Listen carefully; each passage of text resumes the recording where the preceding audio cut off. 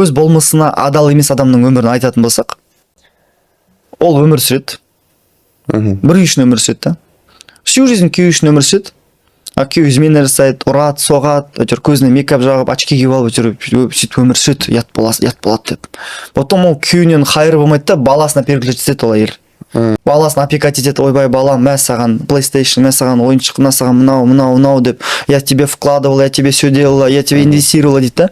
И бала айтады, мама, извини, я женюсь, у меня свои заботы хватает деген кезде, ана мамасы жүрегіне сап қалды, ана әңгімеші. Потому что всю жизнь күйеуі үшін өмір сүрді, күйеуі кетті, қуып шайып кетті. Старший сынына переключилась, ол уже 30-ға тамандады, жасы үйленді, уже жасы 70-те, 60-та уже ойланып отырды, мен акасы өмірімді просто өткізіп аттым ғой деген сияқты.